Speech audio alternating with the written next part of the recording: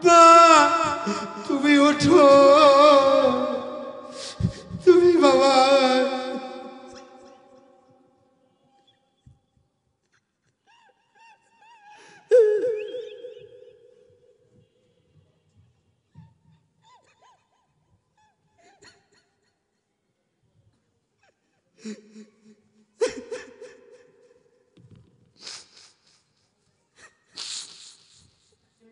ওরে বাবা তোর আব্বা দুনিয়ার মধ্যে নাই, তোর বাবা যদি আজকে থাকতো গরু গোস্ত নিয়ে আসতো। বলছি ওই ঈদগাহে যে মা সন্তানকে ডাক দিয়া বললেন মা ঈদগাহে যাওয়ার পর সবার বাবা সন্তানদেরকে কোলে নিয়ে যায়, আব্বা বলে আর ডাক দেয়। আমি তো আমার আব্বাকে একটা ডাক দিতে পারলাম না। সন্তান ডাক দিয়া বলি ও আব্বা ও আম্মা যান, আমার আব্বার কবরটা কোথায়?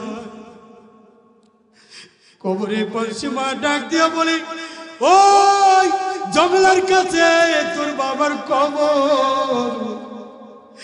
কবরের পাশে গিয়া আউ করিয়া কান্দে আর ডাক দিয়া বলে আব্বা যান, আমার ভূমিষ্ঠ হওয়ার আগে তুমি দুনিয়া থেকে বিদায় নিয়ে চলে গেল।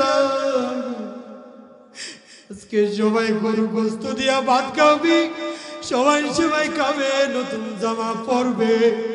আজকে আমি আমার বাবা নাই, আজকে আমাকে কে নতুন জামা পরাই দিবে বাবা? ও বাবা তুমি কবরের থেকে ওঠো। এই সন্তান বুঝে না, কবরের মাটিকে একটা করে থাপ্পড় দেয় আর ডাক দিয়ে বলে আব্বা। নামাজ পড়া কি বলেন ফরজ না সুন্নত না ওয়াজিব? ফরজের পক্ষে কে কে হাত জাগায়? হাত নামান। ওয়াজিবের পক্ষে কে কে হাত জাগায়? কি ওয়াজিব? ইন্নালিল্লাহ। এরপরে বলেন মুস্তাহাবের পক্ষে কে কে আছেন? হাত জাগায়। কেউ নেই। নামাজ পড়া ফরজ। নামাজ পড়া কে? যাকাত দেওয়া। একটু আওয়াজ করে বলবেন ক্লাসের মতন, একটু কথা বললে কি ভালো লাগবে, ঠিক না? আমরা মুসলমান জাতি, আমরা সিংহের জাতি, আমরা ওমরের জাতি, আমরা আলীর জাতি, আমরা মুসলমান জাতি। মুসলমান যদি হুঙ্কার ছাড়ে এদেশ থেকে তসলিমা নাসরির মতন পরে বোরকা পরে ইন্ডিয়া পালাতে বাধ্য হবে, ঠিক না? নারে তাকবীর দেওয়ার মতন কেউ নাই। কে আমরা ভয় পাই নাকি? আমরা কাউকে মুসলমান কাউকে বড় করে না, মুসলমান কাউকে ভয় করে না। আমরা দ্বীনের নবী, আমরা দ্বীনের নবীর উম্মত, আমরা মুসলমান জাতি। আমরা মুসলমান যদি হুঙ্কার চলে এ দেশ থেকে নাস্তিক মুরতাদ পালাতে বাধ্য হবে, ঠিক কি না? নারায়ে তাকবীর, নারায়ে তাকবীর। আল কোরআনের আলো, নারায়ে তাকবীর। নাস্তিকদের দালালেরা, আল কোরআনের দালালেরা। শুকর আলহামদুলিল্লাহ। কি ভয় ভয় দিয়েছেন নাকি? হায়াতের মালিক কে? না, হায়াতের মালিক তো ওই যে আমার নেতা, ঠিক না? একটু বলেন না, নেতা না? রিজিকের মালিক কে? আওয়াজ করে বলতে হবে রিজিকের মালিক কে? অনেকে হাত জায়গায় নেই। রিজিকের মালিক হচ্ছে আমার ব্যাংক, ঠিক না? ইসলামী ব্যাংক না? ও কথা কয় না, ইসলামী ব্যাংক না? কে বলেন? ওই বেরাক ব্যাংক, ঠিক না? কিস্তি এটা আমার না? একটু জোরে আওয়াজ করে বলতে হবে। কি? বেরাক ব্যাংক, এরপরে হচ্ছে ইসলামী ব্যাংক। এটা রিজিক দেয় না? কেন? ওইখান থেকে টাকা উঠাই তো আমি কি করে ওই চাউল কিনে নিয়ে আসি, তরকারি কিনে নিয়ে আসি, ভাত পাক করি, ঠিক না? কথা বলেন। ব্যাংক টাকা আছে। ওই যে আমি এক জায়গায় কোম্পানিতে চাকরি করি, সেখানে টাকা না দিলে আমি বাজার করতে পারি না। কি আছেন না? এরকম আছে কি নাই? রিজিকের মালিক কে? আওয়াজ হবে না। অনেকে মনে করে কি কয় হুজুরে, এই এখনো কথা হইল। রিজিক তো আমার ওই যে কামের ওই জায়গায়, ঠিক না? এটা হবে রিজিকের মালিক কে? আওয়াজ করে বলতে হবে। তাকবীর দেওয়ার মতন একজনও নাই মুসলমান, মর্দে মুজাহিদ নাই একজনও। নারে তাকবীর, রিজিকের মালিক কে? আরে এই হইল না তো আসরালা ঘাট, এদিকে পূর্ব মমিনবাগ সিলেটি আওয়াজ করে জ্বালিয়ে দিতে হবে যে রিজিকের মালিক একমাত্র কে?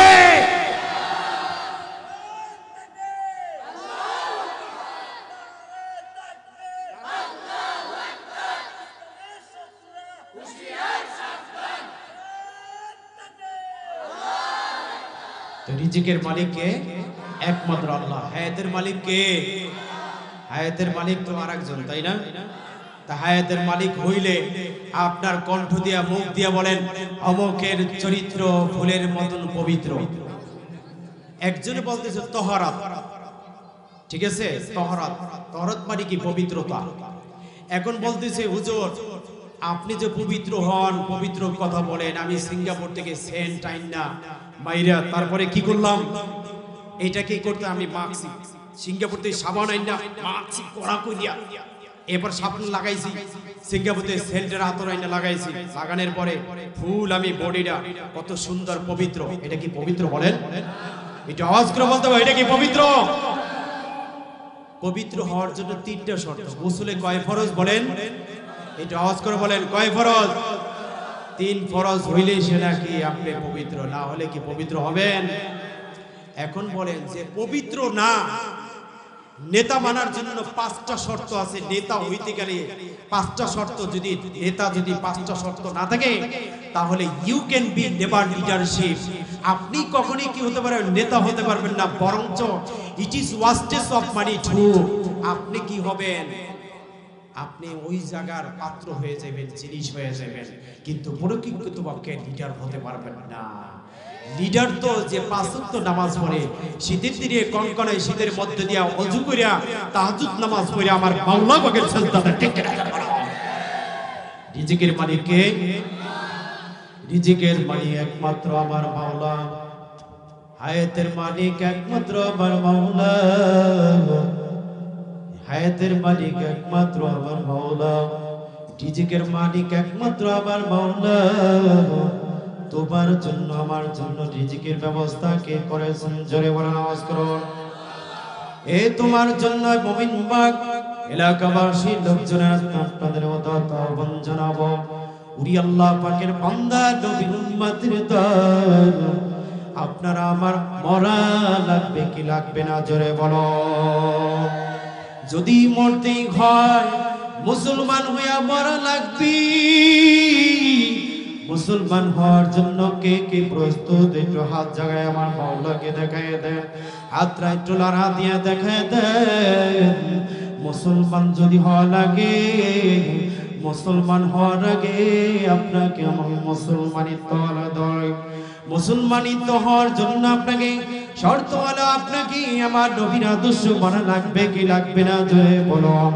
আমার নবীর আদর্শ যদি না মানতে পারি, কিয়ামতের আসর ময়দানে আমার নবী আপনাকে সুপারিশ করবে না, ঠিক কিনা? জোরে বলো, আওয়াজ করে বলুন, ঠিক কিনা? জোরে বলো। উরি আল্লাহ পাকের বান্দা নবীর উম্মতের দল, বড় যেহেতু লাগবে তোমার আমার, এ কামরাঙ্গি চরি এলাকার লোকজন ভালো করে বলে যাচ্ছি, তোমার আজকে হয়তো হায়াত শেষ হয়ে যেতে পারে, আগামীকালকেও হায়াত শেষ হয়ে যেতে পারে, কিনে ঠিক কিনা? জোরে বলো। উরি আল্লাহ পাকের বান্দা, মুসলমান হলে মুসলমানই তো রক্ষা করা লাগবে। মুসলমান হয়ে নিজের ইচ্ছা মতন চলা যাবে না। মুসলমান হতে হলে নবীর আদর্শ আল্লাহর হুকুম অনুযায়ী চলা লাগবে কি লাগবে না? জোরে বলো। মুসলমানি বুবত গর্দান নেহাদার ইনাহনে খুদ বাদাস্তে খাজা দাদা, হकीकत से तो दुनिया बेखबर है, दुनिया की नुमाइश पर नजर है। যেদিকে আমার আলোচনা আমি ওদিকে চলে যাব। উরি আল্লাহ পাকের বান্দা নবীর উম্মতের দল, এখনো সময় আছে, মাহফিলে দ্রুত চলে আসে। আল্লাহ পাকের বান্দা আমার কলিজার টুকরা যুবক ভাইরা মা বোনদেরকে পর্দায় রাখা লাগবে পর্দায় যদি রাখতে পারি আমার মা বোনদেরকে নিয়ে কেউ ইফতিজিন করতে পারবে না ঠিক কিনা জোরে বলো মা বোনদের নিয়ে ব্যঙ্গ করতে পারবে না খারাপ ছেলেদের ইয়াবা হিরোইন আফিন মেরিজুনা ফ্যান্সি diabetes it is worst of money too drug addiction is a very dangerous এগুলো সেবন করবে না গাঁজা খাবে না মদ খাবে না smoking is a very dangerous কেউ বিড়ি সেবন করবে না বিড়ি সেবন করে আমার মা বোনদেরকে অ্যাসিড মারবে না ঠিক কিনা জোরে বলো উরি আল্লাহ পাকের বান্দা মা বোনদেরকে পর্দায় রাখবে পর্দায় রাখার জন্য এমন ব্যবস্থা করতে হবে মা বোনদেরকে পর্দায় রাখা লাগবে নেককার নারীর 7টা গুণ 7টা গুণের মধ্যে 1 নাম্বার গুণ হলো মা বোনদেরকে পর্দায় রাখা লাগবে ঠিক না জোরে বলো কি করা লাগবে জোরে বলো কলা আছে না বাজারে বিক্রি করে এই বিক্রি কলা অনেকে স্লোগান দেয় উদাহরণ দেয় আমি বলবো এটার সাথে মা বোনদেরকে বলবো না মা বোন হলো পর্দার মধ্যে থাকবে আবদ্ধ থাকবে বিস্কিট যেমন ভিতরে থাকলে নষ্ট হয় না এক্সপায়ার ডেট থাকে তেমনি আপনার এই মা বোনদের এক্সপায়ার ডেট হলো মৃত্যু পর্যন্ত ঠিক না জোরে বলো উরি আল্লাহ পাকের বান্দা আপনার আমার মা বোনদেরকে যদি পর্দায় রাখি পর্দায় রাখলে আমার মা বোনদেরকে ওই ইয়াবা সেবনকারী যুবকরা ইফতিজিন করতে পারবে না টিস মারতে পারবে না খারাপ চোখে দেখবে না অঙ্গ প্রত্যঙ্গের প্রতি তাকাবে না এরপরে আসক্ত হইয়া তার উপরে মা বোনদের চরিত্রের মধ্যে কালেমা লোপন করবে না ঠিক কিনা জোরে বলুন উরি আল্লাহ পাকের বান্দা নবীর উম্মতি দল এরপরে আপনাকে মনে রাখা লাগবে নারীদের চরিত্রকে ভালো রাখা লাগবে আল্লাহ পাকের বান্দা কথা কি বুঝা যায় ভাইজান কথা বুঝা যায় আরেকটু ইকু কমাই দেন ভাইজান আরেকটু ইকু কমাই দেন ওরে আল্লাহ পাকের বান্দা নবীর উম্মতের দল ঠিক আছে আল্লাহ পাকের বান্দা নবীর উম্মতের দল এরপরে মা বোনদের চরিত্রকে ঠিক করা লাগবে কি লাগবে না জোরে বলুন ওরে আল্লাহ পাকের বান্দা নবীর উম্মতের দল চরিত্র যদি ঠিক হয়ে যায় মা বোনদের তাহলে আর ওই মা বোনরা মোবাইল চালাবে না ফেসবুক চালাবে না মেসেঞ্জারে অন্য খারাপ ছেলেদের সাথে কথা বলবে না মা বাবার অতবদ্ধ হবে না ঠিক কিনা জোরে বলুন মা বাবার অতব হবে ওরে আল্লাহ পাকের বান্দা নবীর উম্মতের দল আপনাকে আমাকে এই ব্যবস্থার মধ্যে যদি আমি যদি রাখি তাহলে মা বোনদের কারো বিষয়ে কোনো কথা বলার কোনো সুযোগ থাকবে না কি জোরে বলুন উরি আল্লাহ পাকের বান্দা নবীর উম্মতের দল আপনার আমার জন্য বিশ্ব নবীর রহমত স্বরূপ ঠিক কিনা জোরে বলুন বিশ্ব নবী পয়গম্বর আরবীর প্রথম স্ত্রীর নাম হযরত খাদিজা রাদিয়াল্লাহু তাআলা আনহা তিনি বিশ্ব নবী পয়গম্বর আরবীর প্রথম স্ত্রী ডাক দিয়ে বলেন ইয়া রাসূলুল্লাহ ইয়া হাবিবাল্লাহ আমি সারাক্ষণ এত বেশি ব্যস্ত থাকি এত বেশি পরিবার আমি ব্যস্ত থাকি আমার মনটা কেমন যেন মৌতের জন্য মৃত্যুর জন্য কবরের ভয় আমার মধ্যে থাকে আমি শুধু প্রেশান থাকি দিনের নবী ডাকতে বলেন ও আমার খাদিজা তুমি মৃত্যুর জন্য তুমি প্রেশানি থাকো মৃত্যুকে স্মরণ করো এটা তো খুবই ভালো কথা তবে খাদিজা রাদিয়াল্লাহু তাআলা আনহা ডাক দিয়া বলেন ইয়া রাসূলুল্লাহ আপনার কাছে আমি অনুনয় বিনয় করে বলি আমি যখন ইন্তেকাল করব আমার ইন্তেকাল সময় আপনি আমাকে ছেড়ে কোথাও যাবেন না এবার ডাক দিয়া বলেন, খাদিজা রাদিয়াল্লাহু তাআলা আনহা বিশ্বনবী পয়গম্বর আরবীর হাতটা মজবুত করে ধরলেন। ধরার পর ডাক দিয়া বলেন, ইয়া রাসূলুল্লাহ, আমি যখন ইন্তেকাল করব তখন আপনি আমার জন্য ওই বাজার থেকে আপনি আমার কাফনের কাপড় কিনে আনবেন না। উরি আল্লাহ পাকের বান্দা ডাক দিয়া বলে, হে খাদিজা, তোমার জন্য যদি বাজার থেকে কাপড় না কিনে আনি তাহলে তোমাকে কিভাবে কাফন দাফন করব? ডাক দিয়া বলেন, ইয়া রাসূলুল্লাহ, আমার ইন্তেকালের সময় আপনার গায়ে যে জুব্বা মোবারক, এই জুব্বা মোবারক দিয়া আমার কাফন দাফনের ব্যবস্থা করবেন। আপনি ওই বাজার থেকে আমার জন্য কাপড় কিনে আনবেন না।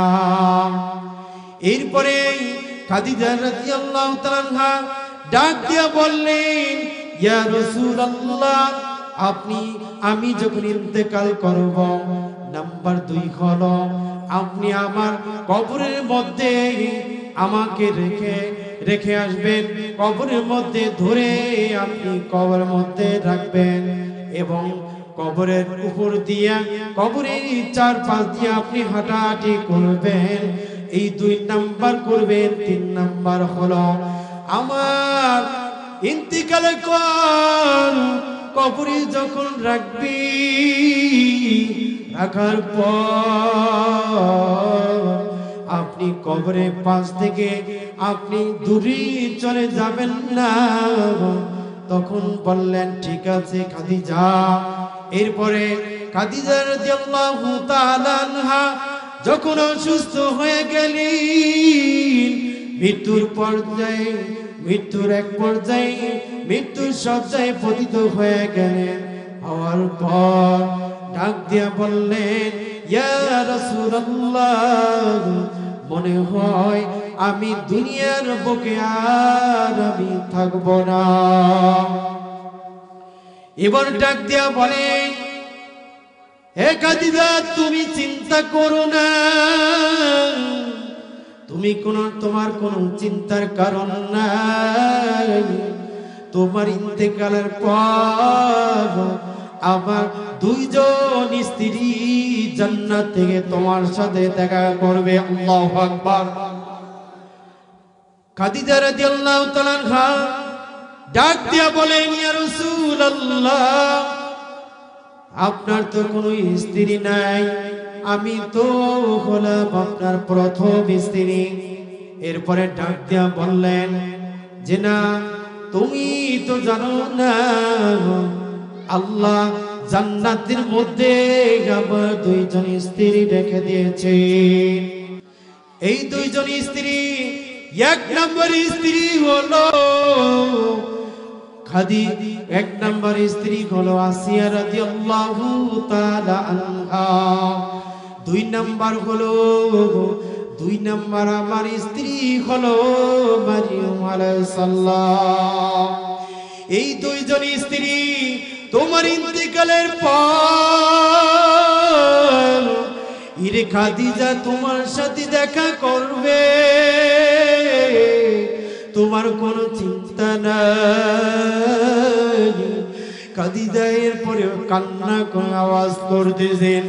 খাদিজার কান্নার আওয়াজ খাদিজা থামে না। এরপরে পয়গম্বর আরবী ডাক দিয়া বললেন, এরে খাদিজা, তুমি 1 নাম্বার বলেছো, তো আমার জুব্বা মোবারক দিয়ে আমি তোমাকে কাফন দাফনের ব্যবস্থা করব। এর খাদিজা 1 নাম্বার কারণ কি বললো আমি তো বুঝতে পারলাম না। খাদিজা ডাক দিয়া বললে, ও আমার পয়গম্বর আরবী, 1 নাম্বার কারণ আপনার জুব্বা মোবারক আমার খাদিজার গায়ে যদি থাকে, ওই কবরের মাটি এত বড় সাহস নাই যে নবীর স্ত্রী খাদিজার কবরের মধ্যে ওই কবরের মাটি ওইটাকে চাপ দিতে পারে। উরি আল্লাহ পাকের বান্দা বেঈমান বদমাইশি কবরের জন্য এমন শাস্তির ব্যবস্থা করা হবে, ডান পাশের মাটি বাম পাশের মাটির সাথে এমন জোরে চাপ মারবে,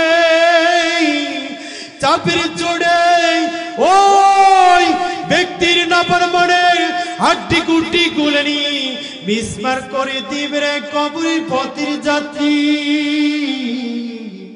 এখনো সময় আছে, কবর পথের যাত্রী মৌতের বিছানায় শোয়ার আগে আমার মাওলাকে রাজি খুশি না করাইয়া, আমার মাওলাকে বন্ধু না বানাইয়া অন্ধকার ঘর মাটির ঘরে আল্লাহ আপনি কাউকে নিয়েন না।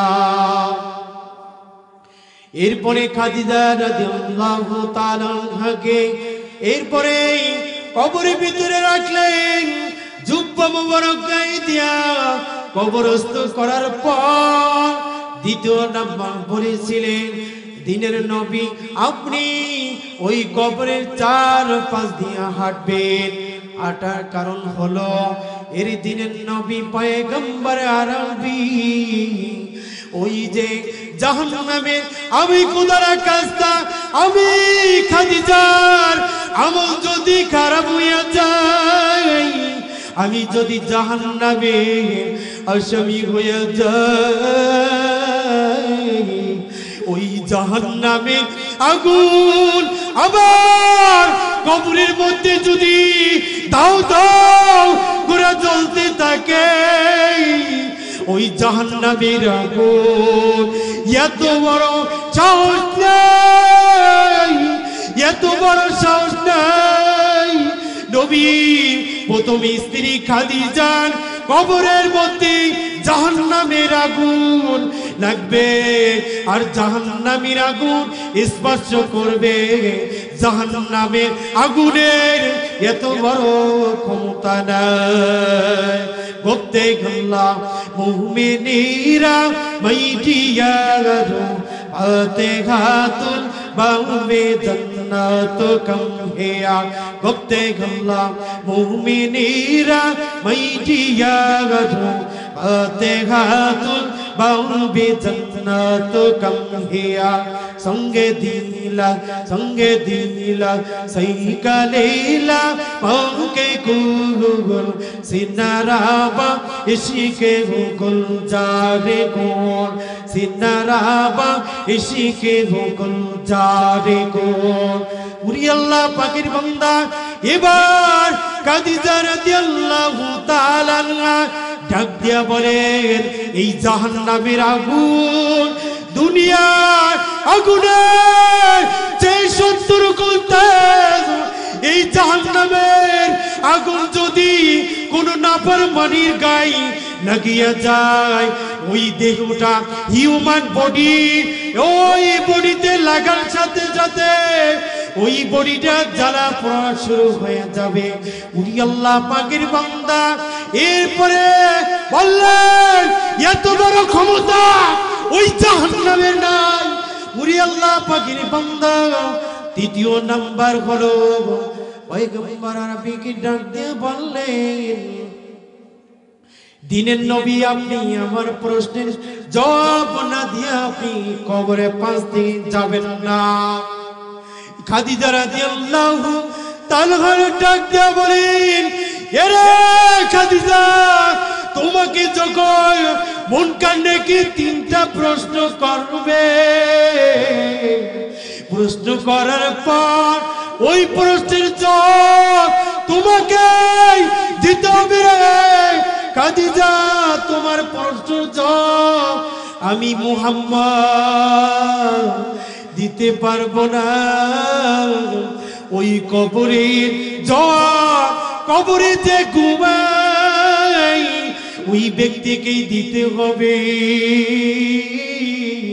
উনি খাদিজা তোমাকে দেওয়া লাগবে, আমার পক্ষে দেওয়া সম্ভব নয়। এবার পয়গম্বর আরবি কবরের পাশ থেকে জান্নাই মুনকার নেকি এসে যখন সওয়াল করলেন, মান রব্বুকা ওয়া মান দীনুকা ওয়ান নাবিয়্যুকা, তোমার রবের পরিচয় দেয়, তোমার দ্বীনের পরিচয় দেয়, তোমার নবী পয়গম্বর আরবির পরিচয় দেয়। তোমায় আমি কিসের আছে, তুমি কিসের দাবি করো মুসলমান? এরে মুসলমান, পায়ে হাত ধরে বলবো, ওই কবরে আযাব সহ্য করার মতো ক্ষমতা দুনিয়ার বুকে কারণ নেই। তোমার আমার কবরে আযাব যদি কোন মানুষ দুনিয়ার মধ্যে দেখত, নামাজের জন্য প্রস্তুতি গ্রহণ করত, আর দুনিয়ার কোনো খবর থাকতো না। উরি আল্লাহ পাকের বান্দা, এ কলিজার টুকরা যুবক ভাই, হাতে পায়ে ধরে বলি, হাতে পায়ে ধরি, আমি তো আজকে ইন্তেকাল করতে পারি, তুমি তো ইন্তেকাল করতে পারো। টাকার গরম দেখে কোনো লাভ নাই, পয়সার গরম দেখে কোনো লাভ নাই। তোমার মতো আমার মতো কত নেতা ফেরাউন চলে গেছে, ঠিক কিনা জোরে বলো? এই বাংলাদেশের চক্ষুরা তোমার কানটা খুলি দেখো রে ভাই, এই কত নেতা ছিল এই দেশ থেকে নাস্তা না খাইয়া, খাবার না খাইয়া, রান্নার জিনিস খাইয়া না খাইয়া এই দেশ থেকে ইন্ডিয়ায় পালাতে বাধ্য হয়েছে, ঠিক কিনা? কি মুসলমান ঘুমায় গেছে? উরি আল্লাহ পাকের বান্দা, ভয় পাই না কাউকে, দুনিয়ার কাউকে ভয় পাই না। তুমি যাকে আমাকে ভয় দেখাও, তুমি আব্দুল করিম আমাকে অস্ত্রের ভয় দেখাও, তুমি ক্ষমতার ভয় দেখাও, টাকার ভয় দেখাও, তুমি যেই ভয় দেখাও, তোমাকে যেই মাওলা বানাইছে আমাকে, তিনি আমাকে বানাইছেন, ঠিক কিনা জোরে বলো? সেই মাওলা তোমাকে বানাইছেন, রিজিকের মালিক সেই মাওলা, তোমার মাওলা, যেই মাওলা তোমাকে রিজিক দিয়েছে সেই মাওলাই আমার মাওলা, যেই মাওলা তোমাকে খাওয়ায় সেই মাওলা তো আমার মাওলা, ঠিক কিনা জোরে বলো? অতএব কাউকে ভয় করা যাবে না। খাদিজা রাদিয়াল্লাহু তাআলা আনহা যেই কথা বলতেছিলাম, দ্বীনের নবী পয়গম্বর আরবি এই কবরের পাশের থেকে তিনি যখন দিবেন, ওই কবরের ভিতরে নেমেছিলেন দ্বীনের নবী। নামার পর তিনি যখন খাদিজা রাদিয়াল্লাহু তাআলা আনহার ওই কবরের ভিতর রাখার পর মুষ্টিটা খুলিয়া এই মাথাটাকে কিবলার দিকে ঘুরিয়ে দিবেন, ঘুরানে বারবার ঘুরাইতেছেন দ্বীনের নবী, বারবার দ্বীনের নবী কিবলার দিকে ঘুরে দেন। আপনি আমি দেই কিনা জোরে বলুন? কিবলার দিকে যখন ঘুরে দিবেন, ঘুরে দেওয়ার পর আবার মাথাটা উপরের দিকে তাকায় থাকে, তাকানোর পর বারবার ডাক দিয়া বলেন, আমি দ্বীনের নবী বুঝতে পারলাম না, কি ব্যাপার, কি ব্যাপার, আমার তো কিছু বুঝে আসে না। উরি আল্লাহ পাকের বান্দা, ভাইজান আমরা কথা বলবো না, উরি আল্লাহ পাকের বান্দা, নবীর উম্মতের দল, ওই মুখটা যখন, ওই চেহারাটা যখন উপর দিকে উঠে যায় আর বারবার ঘুরায়, এরপরে আল্লাহ ডাক দিয়া বললে, ও জিব্রাইল, তুমি দ্রুত চলিয়া যাও, আমার প্রিয় হাবিব দ্বীনের নবী পয়গম্বর আরবির কাছে তুমি চলে যাও, যায়া ডাক দিয়া বলো, দ্বীনের নবী খাদিজাকে আমার মাওলা এত বেশি ভালোবাসেন, ভালোবাসার কারণে খাদিজার মুখটা কিবলার দিকে ঘুরে না। এরপরে খাদিজা রাদিয়াল্লাহু তাআলাকে ডাক দেয়া ওই কবরের ভিতরে আবার ঘুরে দেখে দিলেন। দেওয়ার পর আবার মুখ উপরের দিকে চলে যায়। ডাক দিয়ে বলেন, আল্লাহ নবী পয়গম্বর নবী, ও দিনের নবী, খাদিজার মুখটা কিবলা দিকে যাবে না, কারণ আমার মাওলা খাদিজার প্রেমে পড়ে গেছে। আল্লাহু আকবার। একটু আওয়াজ করে বলেন আল্লাহু আকবার। আমার মাওলা এত বেশি ভালোবাসেন, ভালোবাসার কারণে আমার মাওলা খাদিজার ওই কবরের মুনকার নেকির সওয়ালের জবাব আমার মাওলা দিয়েছে। সকলে জোরে বলেন আল্লাহু আকবার। উরি আল্লাহ পাকের বান্দা, নবীর উম্মতের দল, আপনাকে আমাকে মনে রাখা লাগবে। এই খাদিজা রাদিয়াল্লাহু তাআলা আনহা কে ছিলেন? তিনি হলেন আমার দিনের নবী পয়গম্বর আরবীর প্রথম স্ত্রী। তিনি এত বেশি কষ্ট করেছেন, আমার নবী হীরা পর্বতের গুহায় উঁচু পাহাড়ে দিনের নবীর জন্য খানা পাকাইয়া ওই উঁচু পাহাড়ে পাদদেশে নিয়ে যাইতে। আমার দিনের নবীর জন্য রাতে এত কষ্ট করলে, খাদিজা এত বেশি কষ্ট করলে, এই খাদিজার জন্য আপনার আমার মেয়েদেরকে, মা বোনদেরকে এর মতো অনুসারী অনুসরণ করা লাগবে কি লাগবে না? জোরে বলো, একটু আওয়াজ করে বলো, লাগবে কি লাগবে না? জোরে বলো। উরি আল্লাহ পাকের বান্দা, এই খাদিজা রাদিয়াল্লাহু তাআলা আনহা তিনি 40 মণ স্বর্ণের মালিক ছিলেন। দিনের নবী পয়গম্বর আরবীকে মক্কা নগরীতে আবু জেহেল, উতবা, সাইবা যখন আমার দিনের নবীকে ওই মারধর করার জন্য প্রস্তুতিকরণ করলেন, নবী মানতে পারেন নাই। না মানার কারণে আমার দিনের নবী এক পর্যায়ে সবাইকে বললেন, আমি আল্লাহর প্রেরিত রাসূল, তোমরা আমি রাসূলের প্রতি তোমরা ঈমান আনো। একবার খাদিজা রাদিয়াল্লাহু তাআলা আনহা আবু জেহেলকে ডাক দিয়া বলেন, আবু জেহেল, তুমি কেন আমার স্বামীর সাথে খারাপ ব্যবহার করো? তুমি কেন আমার নবীকে, আমার স্বামীকে নবী মানতে পারো না?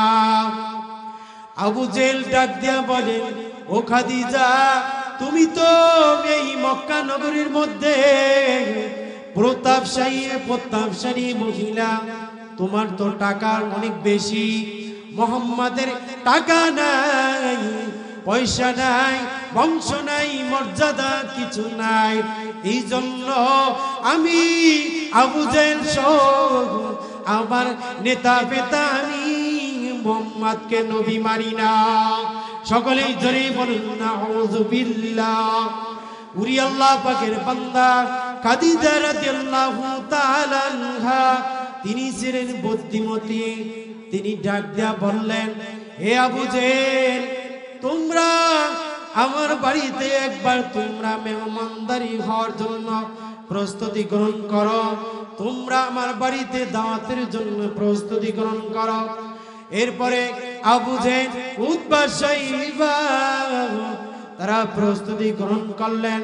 গ্রহণ করার পর আবু জেহেল ডাক দিয়া বলেন, ও খাদিজা, তোমার বাসায় যখন আমরা যাব, আমাদের জন্য রুটি গোস্ত তোমরা ভুনা করে রাখবা, বিভিন্ন আইটেম। এরপরে ডাক দিয়া বললেন, ঠিক আছে আবু জেহেল, তোমরা যাবা। যাওয়ার পরে আবু জেহেল খাদিজা রাদিয়াল্লাহু তাআলা আনহার বাসায় চলে গেলেন। যাওয়ার পরেই খাদিজা রাদিয়াল্লাহু তাআলা আনহা তাদের জন্য খানার ব্যবস্থা করলেন, মেহমানদের ব্যবস্থা করলেন। ব্যবস্থা করার পর ডাক দিয়া বললেন, আবু জাহেল খাদিজা রাদিয়াল্লাহু তাআলা আনহাকে ডাক দিয়া বললেন, উরে খাদিজা, তুমি তো ভালো মেহমানদারি আমাদের জন্য করেছো, অনেক ভালো মেহমানদারি করেছো, ভালো আপ্যায়ন করেছো, অনেক ভালো লেগেছে। কিন্তু তোমার স্বামীর ব্যাপারে আমার কিছু কথা রয়েছে। কিন্তু তুমি মেহমানদারি যেহেতু করেছো, মুহাম্মাদের ব্যাপারে আমার কোনো অভিযোগ নাই, কোনো কথা নাই, কোনো অভিযোগ নাই। তবে আমি লাস্ট ফিনিশিং একটা কথা বলবো, তোমার স্বামী মুহাম্মাদের কোনো টাকা নাই। এই টাকা না থাকার কারণে আমি আবু জেহেল উতবা সাইবা নবী মানতে পারি না। এবার খাদিজা রাদিয়াল্লাহু তাআলা ডাক দিয়া বলেন, আবু জেহেল তুমি থামো থামো, এরে উতবা তোমার সঙ্গ পাঙ্গলকে নেতাদেরকে বলো আমার কথা আছে, তোমরা থামো। থামার পর ডাক দিয়া বললেন, আবু জেহেল আমার, তুমি তো জানো আমি মক্কি জীবনের মধ্যে, মক্কার মধ্যে আমি প্রতাপশালী নারী মহিলা খাদিজা, আমার 40 মণ স্বর্ণের মালিক আমি, এত টাকার মালিক আমি। তুমি তো সব কিছুই জানো, আমার ধন সম্পত্তি, আমার 40 মণ যে স্বর্ণের আমি যে মালিক, আজকে থেকে যত টাকা পয়সা আছে সব টাকা পয়সা আমি নবী দিনের জন্য মুহাম্মদকে দিয়ে দিলাম। সকলেই জোরে বলুন আল্লাহু আকবার। এবার খাদিজা রাদিয়াল্লাহু তাআলা আনহা ডাক দিয়া বললেন, এরে আবু জাহেল উতবা সাইবা, এবার তো মুহাম্মাদের টাকা সবচেয়ে তোমাদের চাইতে বেশি। আমার খাদিজা ডাক দিয়া বললেন, এরে আবু জেহেল তোমার চেয়ে কি আমার টাকা কম না বেশি? আবু জেহেল বলে, খাদিজা এই মক্কার মধ্যে তোমার চেয়ে এই মক্কি জীবনের মধ্যে টাকার মালিক কেউ নাই, তোমার চেয়ে আমরা কেউ নাই। ওরে আল্লাহ পাকের বান্দা। এরপরে খাদিজা রাদিয়াল্লাহু তাআলা ডাক দিয়া বললেন, তাহলে নবীর যেহেতু এত বেশি টাকা, তাহলে তোমরা এবার নবী অনেক টাকা, এবার নবী মানতে তো তোমার কোনো অসুবিধা নাই। এবার আবু জেহেল ডাক দিয়া বললেন, এর উতবা সাইবা চলো, এই আবু জেহেলের কাছ থেকে চলো আমরা চলে যাই, এই খাদিজার বুদ্ধির সাথে আমরা পারবো না, অতএব এই খাদিজা থেকে আমরা দূরে চলে যাই। মা বাপ দাদার ধন সম্পদ বংশমর্যাদা, আমাদের বাপ দাদার ধর্ম থেকে আমরা একটু নড়ব না। উরি আল্লাহ পাকের বান্দা এই খাদিজা রাদিয়াল্লাহু তাআলা আনহা, তিনি দিনের জন্য এত কুরবানি করলেন। কুরবানি করতে করতে দিনের নবীর জন্য তিনি সব কিছু বিলে দিলেন। हकीकत से तो दुनिया बेखबर है, दुनिया की नुमाइश पर नजर है। उरी अल्लाह पाकेर बंदा, अपना बार बा बंदर के पर्दाय रखा लागबे कि लागबे ना? खादिजा रादियाल्लाहु ताआला आनहार जे मृत्युर भय छिलो, তোমার আবার মৃত্যুর ভয়ে থাকা লাগবে কি লাগবে না? জোরে বলো। এই খাদিজার অবস্থা যদি এরকম হতে পারে, তোমার আমার অবস্থা কেমন হতে পারে? উরি আল্লাহ পাকের বান্দা নবীর উম্মতের দল, কেউ কথা বলবো না। আজকের এই বিশাল মাহফিলে যিনি বয়ান করবেন আমার শেখ মুফতি আব্দুর রহমান বিতাগী সাহেব বয়ান করবেন। উনি আল্লাহ পাকের বান্দা নবীর উম্মতের দল, এখান থেকে আমরা শিক্ষা গ্রহণ করতে পারি। আর কোনদিন আমার মা বোনদেরকে বেপরদায় রাখবো না। মা বোনদেরকে বলবো গরিবানা হালাতে চলবো, আমি কষ্ট করে খাবো, স্বামী জাগিয়ে দেয়, এটার প্রতি সন্তুষ্ট থাকবো। আর আমার স্বামীর জন্য আমি যাই না মাঝে বসে কান্না করবো, নামাজ পড়ে কান্না করিয়ে তো হাত উঠায় দেব। আর মালিকের দরবারে বলবো, ও মালিক তুমি আমার স্বামীকে মাফ করে দেয়। তুমি যদি মাফ না করো মালিক আল্লাহ, আমার স্বামীর দুনিয়া এবং আখিরাত উভয় জানের জন্য কষ্ট হয়ে যাবে। উরি আল্লাহ পাকের বান্দা, এই স্বামী কত কষ্ট করে, স্বামী রিস্কা যখন চালায় কলিজাটা ফেটে যায়। এই রৌদ্রের মধ্যে কত কষ্ট করে বৃষ্টিতে ভিজিয়া। উরি আল্লাহ পাকের বান্দা নবীর উম্মতের দল, এই স্বামীর খিদমত করা লাগবে। আর আপনার আমার দোষ ত্রুটি হলো, আপনার আমার মা বোনদেরকে বাইরে গিয়ে পর্দা পরে, ঘরের ভিতরে একবারও পর্দার কথা বলি না।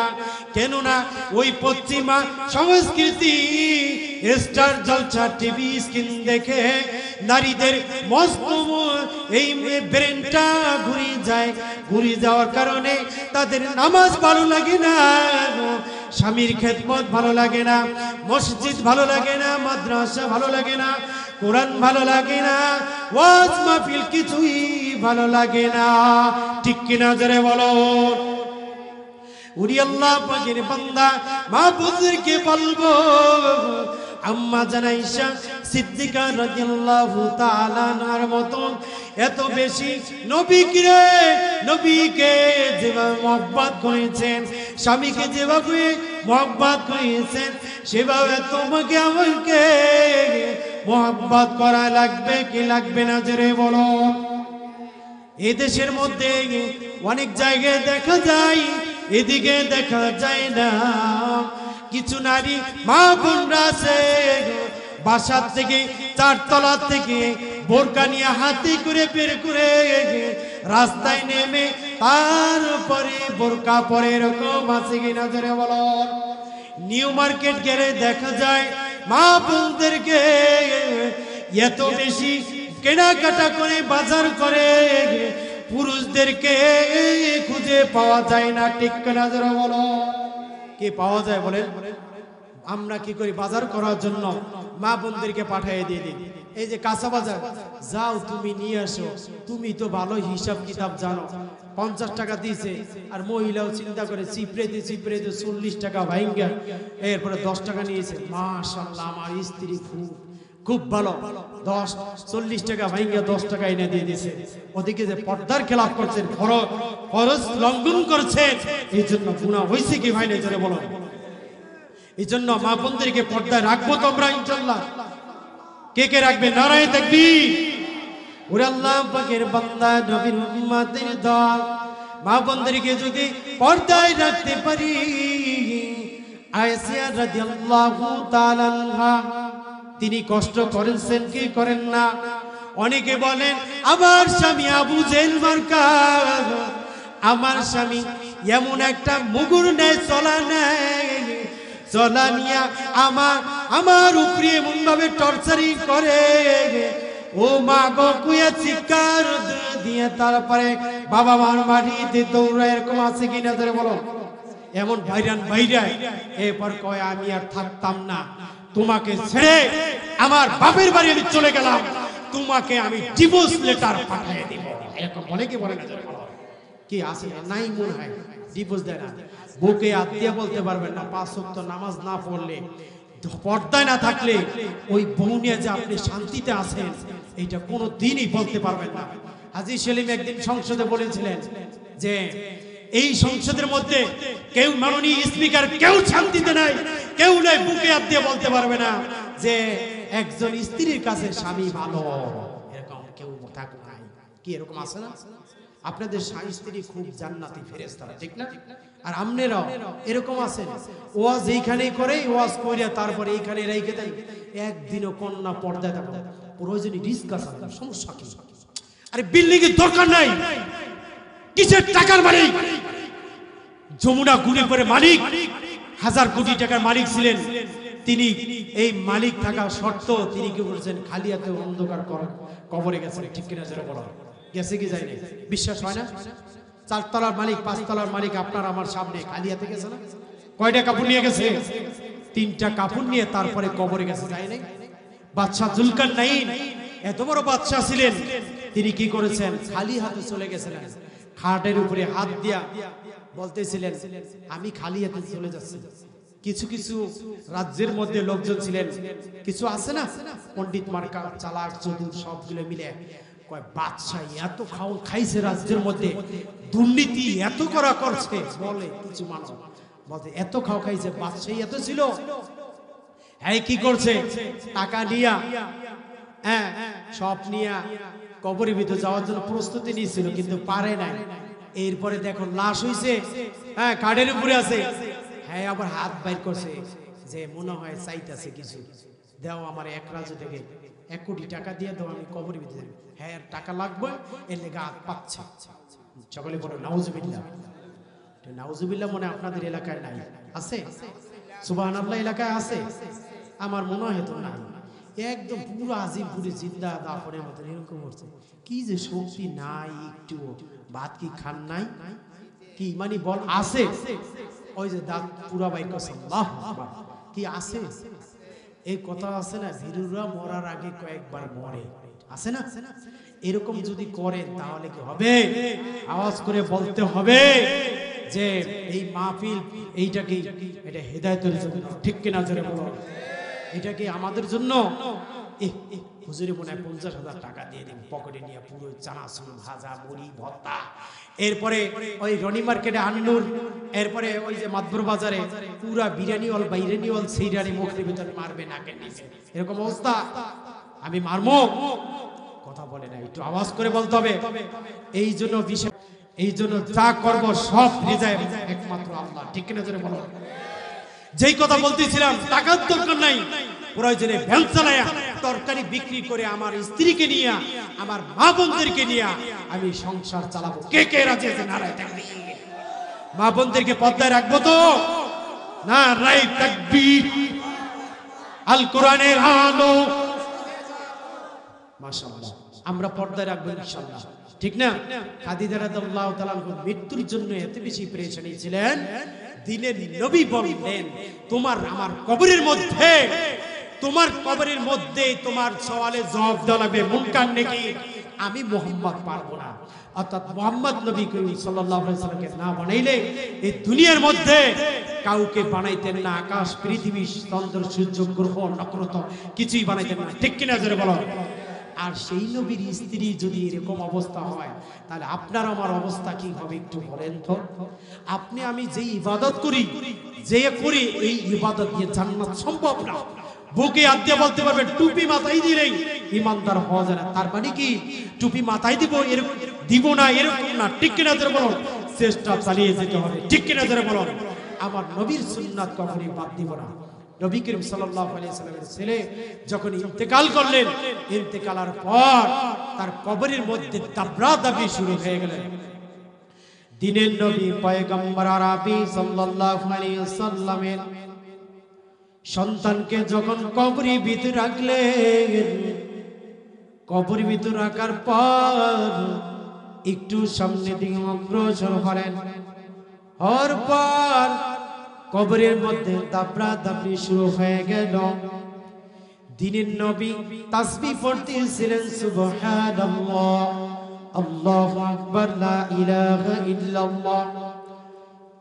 দিনের নবীর হায়াতের জিন্দেগির মধ্যে এমন আওয়াজ করি কোনদিন এত তাসবিহ জোরে জোরে কখনো বলেন নাই। ডাক দেয়া বললেন, এরে আমার সাহাবী, হে আমার সঙ্গী সাথীরা, আমার সন্তান কবরের মধ্যে কেন দাবরা দাবড়ি শুরু হয়ে গেল? আল্লাহ জিব্রাইলকে ডাক দেয়া বললেন, ওরে জিব্রাইল, তুমি যাও আমার দিনের নবীর কাছে, তুমি দ্রুত চলিয়া যাও। যাওয়ার পর ডাক দেয়া বলেন, দিনের নবী পয়গম্বর আপনি কোন চিন্তা করবেন না। জিব্রাইলকে ডাক দেয়া বলেন, ও আমার জিব্রাইল ভাই, আমি কেন চিন্তা করব না? আমার একমাত্র কলিজার সন্তান কবরের মধ্যে মাটি দাবড়া দাবড়ি শুরু করছে। আমি মোহাম্মদ সহ্য করতে পারি না। আমার সন্তানের কবরের মধ্যে মাটি মনে চাপ দিতে আছে, আমার কলিজাটা ফাটিয়া যায়। জিব্রাইল ভাই, তোমাকে বলছি আমার সন্তান এমন কি অন্যায় করেছে? তখন ডাক দেয়া বলেন, আপনার সন্তান পরিচয় আপনি দিতে পারেন গো নবী, আপনারই সন্তান আহলে বাইত। তবে একটা কথা মনে রাখবেন, আপনার কবরে জব আপনাকে সজব দেওয়া লাগবে। আর আপনার সন্তান যদি নেককার না হয়, বদকার হয়, আপনার নবীর ওই সলেজ সুপারিশ কোন কাজে আসবে না। কারণ হলো ওই কবরের মাটি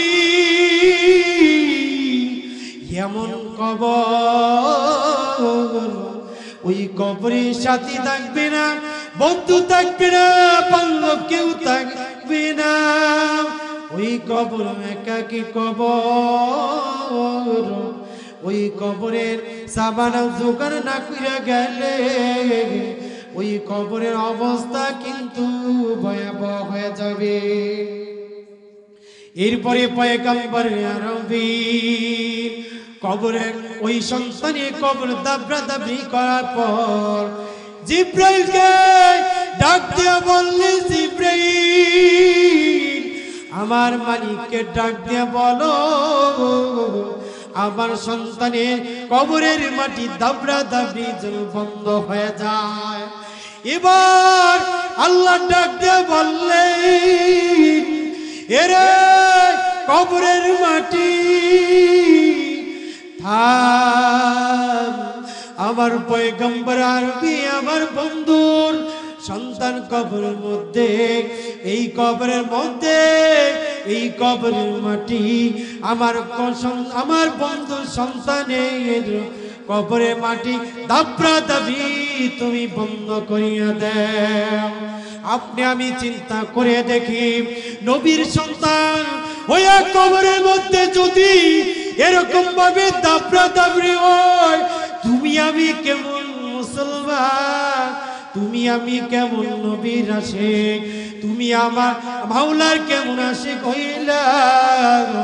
উরি আল্লাহ পাকের বান্দা নবীর উম্মতের দল, এখনো সময় আছে আমার মাওলাকে বন্ধু না বানাইয়া, আমার মাওলাকে রাজি খুশি না করাইয়া, আমার মাওলাকে রাজি খুশি না করাইয়া যদি অন্ধকার কবরে রওনা দেও, ওই কবরে একটা না দুইটা না ৯৯টা সাপ তোমার আমার কবরের মধ্যে জমা হয়ে যাবে। উসমান রাদিয়াল্লাহু তাআলা ওই কবরে পাশ দিয়ে যখন হেঁটে হেঁটে যাইতে আর আউ বাউ করিয়া কান্না করতে কান্না করে বলতেন আর সাথীরা ডাক দিয়া বললেন ইরে আমিরুল মুমিনিন আমি তো আপনি তো রাষ্ট্রপ্রধান ছিলেন আপনি জান্নাতের সার্টিফিকেট পাইছেন কেন এত বেশি কান্না করে তখন ওসমান রাদিয়াল্লাহু তাআলা ডাক দিয়ে বললেন উরিওয়ের সাথী বন্ধুরা এই মানুষের মামলা 5টি মামলার মধ্যে মানুষের 5টা মামলার মধ্যে একটা মামলা হলো কবর একটা মামলা হলো কবর এই কবরের মধ্যে যারা ফয়সালা ভালো হয়ে যাবে তার ভালো ফয়সালা হয়ে যাবে আর বাকি 4টা মামলা তার জন্য ভালো হয়ে যাবে এর সাথী বড় গড়া এই কবরের মধ্যে যদি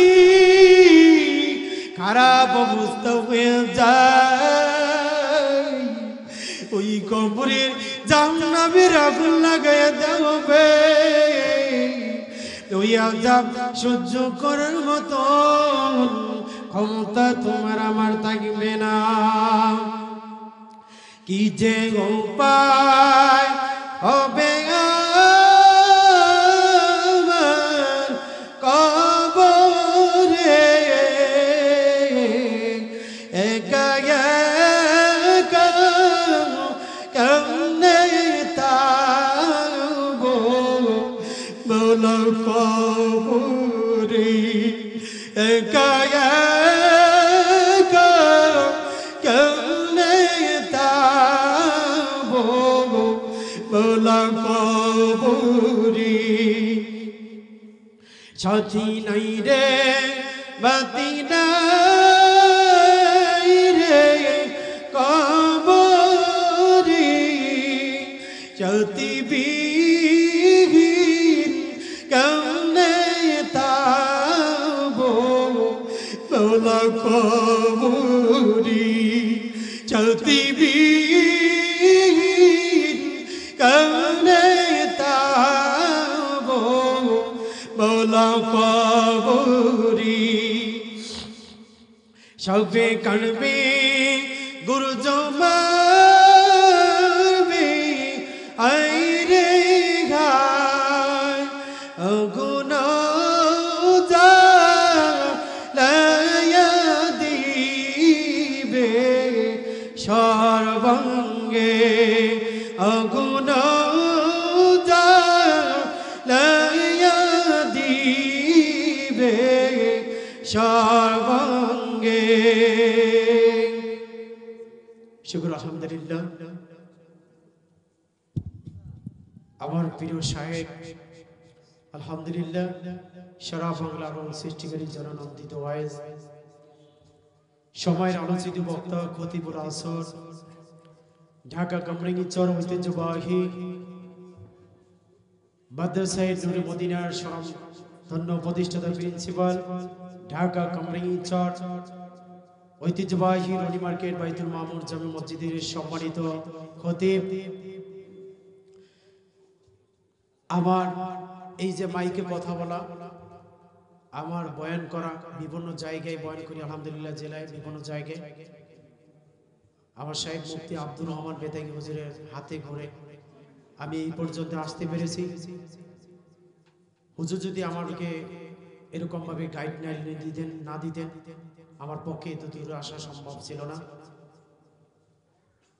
আমার শাহেখের জন্যই আমি এত দূর আসতে পেরেছি আমি যতক্ষণ এই বয়ান করলাম এতক্ষণের মধ্যে সকলকে উদাত্ত আহ্বান জানাবো সকলেই আমি কি মেসেজ নিলাম হিউম্যান বডি থেকে আমি মেসেজ নিলাম কি এই মেসেজ বার্তা নেবেন বেশি ওয়াজ প্রয়োজন এই জন্য মেসেজটা নেবেন বোনকে পর্দা রাখতে হবে মা বোনকে মহিলা মাদ্রাসায় পড়াতে হবে আল হাকিমুন নেসা মহিলা মাদ্রাসায় আমাদের বোনদেরকে ভর্তি করবো কে কে নারায় তাকবীর একটু আওয়াজ করে বলবো মাদ্রাসার জন্য আমরা জান মাল কুরবানি করতে রাজি আছি ইনশাআল্লাহ প্রথম বার্ষিক মাহফিল মাহবুবুর রহমান ভাই মাহফিলটা করেছেন।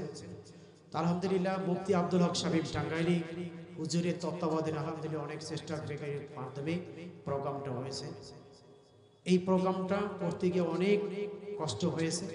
সকলেই দোয়া দিবেন, মাদ্রাসার পক্ষে থাকবেন। অত্র বাড়িওয়ালা এই মাদ্রাসা যিনি ভাড়া দিয়েছেন অত্যন্ত ভালো মনের একজন মানুষ। আল্লাহ তাআলা তার নেক হায়াত দান করেন, সকলে বলেন আমিন। এই পাশে থাকবেন উলামায়ে কিরাম যারা আছেন।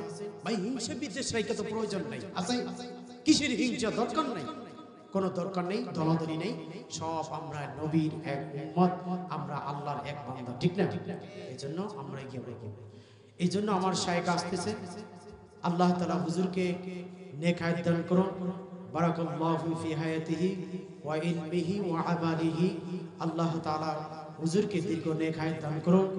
হুজুরেও বিভিন্ন সারা বাংলা বয়ান করেন এবং বিদেশেও বয়ান করেছেন। গত বছরে একবার মালয়েশিয়া বয়ান করেন, বিভিন্ন জায়গায়। সকলে দোয়া নেবেন, সবাই মাহফিলে থাকবেন তো ইনশাআল্লাহ। নারায়ে তাকবীর, এটা আওয়াজ করে বলতে হবে। আমরা একটু পারবো তো ইনশাআল্লাহ? নারায়ে তাকবীর, আল কোরআনের আলো। আলহামদুলিল্লাহ, সকলকেই সুস্বাস্থ্য কামনা করি আমার আলোচনা শেষ করছি। আসসালামু আলাইকুম ওয়া রাহমাতুল্লাহি ওয়া বারাকাতুহু। এত সুন্দর জায়গা কোথাও দেখি না, এত সুন্দর জায়গা কোথাও দেখি না। সাজিয়েছেন দয়াল রব্বানা ভালোবাসার জায়গা মদিনা, ভালো লাগার জায়গা মদিনা, ভালো লাগার জায়গা মদিনা। এত সুন্দর জায়গা কোথাও দেখি না, এত সুন্দর জায়গা কোথাও দেখি না। সাজিয়েছেন দয়াল রব্বানা ভালো লাগার জায়গা মদিনা, ভালোবাসার জায়গা মদিনা, ভালো লাগার জায়গা মদিনা। মদিনা শরীফ নূরের খাজিনা, মদিনা শরীফ নূরের খাজিনা। আশিক ছাড়া অন্য বুঝে না ভালো লাগার জায়গা মদিনা, ভালোবাসার কন্যা ভালো লাগার জায়গা মদিনা, ভালো লাগার জায়গা মদিনা। চলবে কি চলবে না জোরে বলুন, আওয়াজ করে বলতে হবে। চলবে কি চলবে না জোরে বলুন। ভালোবাসার জায়গা মদিনা, ভালো লাগার জায়গা মদিনা। এত সুন্দর জায়গা কোথাও দেখি না, এত সুন্দর জায়গা কোথাও দেখি না। সাজিয়েছেন দয়াল রব্বানা ভালো লাগার জায়গা মদিনা, ভালোবাসার জায়গা মদিনা, ভালো লাগার জায়গা মদিনা। চলবে তো ইনশাআল্লাহ? হুজুর চলে আসছে আলহামদুলিল্লাহ, অল্প কিছু সময়ের মধ্যেই চলে আসবে। এই জন্য আমরা মৌতের বিছানা শোয়ার আগেই আমাদের মৌতের সিগন্যাল হলো তিনটা। কয়টা বলেন? কয়টা বলেন? তিনটা। আল্লাহ পাকের বান্দা তিনটা সিগন্যালের মধ্যে হুজুর চলে আসবেন। মুরব্বী বাবা জিদেরকে অনুরোধ করে বলবো, আমার কলিজার টুকরা যুবক ভাইদেরকে বলবো, ধরাচড়া করবো না। কিসের সময় দেওয়ার জন্য এত সময় গান বাজনা আড্ডা সময় কাটায় দেই, বন্ধু বান্ধবের সময়। ওরে আল্লাহ পাকের বান্দা মৃত্যুর সিগন্যালের জন্য তিনটা সিগন্যাল। কয়টা সিগন্যাল একটু বলুন বাবার, একটু বলেন, একটু কষ্ট করে ভাইয়া, এটা বলতে পারবো না। মৃত্যুর সিগন্যাল কয়টা জোরে বলুন, একটু আওয়াজ করে বলুন। কয়টা? তিনটা। জোরে বলুন, আরো জোরে বলুন, আওয়াজ করে বলুন। কয়টা? এক নাম্বার সিগন্যাল হলো ইয়াকুব আলাইহিস সালাতু ওয়াস সালামকে বললেন, এরে ইয়াকুব মৃত্যুর সিগন্যাল হলো কয়টা? তিনটা। এক নাম্বার সিগন্যাল হলো নাবালেগ থেকে বালেগ হওয়া। কি বলুন জোরে বলুন, বলুন না একটু আওয়াজ করে। এক নাম্বার সিগন্যাল হলো নাবালেগ থেকে বালেগ হওয়া। উরি আল্লাহ পাকের বান্দা, এরে যুবক ভাই, উরি আল্লাহ পাকের বান্দা, নবীর উম্মতের দল, এক নাম্বার সিগন্যাল হলো নাবালেগ থেকে বালেগ হওয়া। যখন আপনি নাবালেগ থেকে বালেগ হয়ে গেলেন, এখন আমার বন্ধুর সাথে আড্ডা দেওয়া যাবে না, নামাজ ছেড়ে দেওয়া যাবে না, গান বাজনা ডিজে পার্টিতে যাওয়া যাবে না। জোরে বলো, যাওয়া যাবে? এই যে 31 নাইটের দিনে কত বয়ান হলো, আমার কলিজার টুকরা যুবক ভাইরা কিন্তু থামে নাই। কোটি কোটি টাকা রাষ্ট্রের সম্পদ নষ্ট করছে, কি করে না? জোরে বলো, করছে না? এই আতশবাজি করছে, ছাদের উপরে ফুটাইছে, দেশের সম্পদ নষ্ট করিয়া ফুটাইছে, মুহূর্তের মধ্যে টাকার সম্পদ নষ্ট করেছে, সময় নষ্ট করেছে, আর মানুষদেরকে খারাপ পথে নিয়ে গেছে। ঠিক কিনা? জোরে বলো। এই 31 নাইটে আমার চোখে দেখা আল্লাহ যেন এখনই আমার চোখটা যেন বন্ধ করিয়া দেয়। মালিকের দরবারে বলে, আল্লাহর কসম একবার, আল্লাহর কসম দুইবার, আল্লাহর কসম 3 বার করে বলছি। এই 31 নাইটে শুধু আতশবাজি ফুটাই না, ওই বোতল ভরা মদ আমার চোখে আমি দেখেছি। সকলে জোরে বলেন নাউজুবিল্লাহ। কি মদ খায় নাই? খাইছে আমার এদেশে ভালো ভালো সন্তান। ও বাবাজি, তোমাকে বলবো, আপনাকে বলবো, এমন সন্তান জন্ম দেওয়ার আগে নিজেকে বুঝাবে, আমি এই সন্তানকে জন্ম দেওয়ার পর একে কালেমা পড়াবো, 5 ওয়াক্ত নামাজে পড়ার জন্য তালকিন দেব, মাদ্রাসায় পড়াবো, কোরআনের তালিম দেব। আমি নাস্তিকদের সাথে আমি স্কুলের বিরোধিতা আমি করি না, আমি ইউনিভার্সিটির বিরোধিতা করি না। আমি কিন্তু ইসলামিক ইউনিভার্সিটি কুষ্টিয়ার আমি মাস্টার্স করা ছাত্র, আমি ঢাকা কলেজ থেকে অনার্স মাস্টার্স করা ছাত্র, মাদ্রাসা কমবি থেকে দাওরা হাদিস পাশ করা, আহসানুল্লাহ বিজ্ঞান প্রযুক্তি বিশ্ববিদ্যালয় থেকে আমি ইলেকট্রিক্যাল ইঞ্জিনিয়ারিং থেকে আমি ইঞ্জিনিয়ারিং করেছি।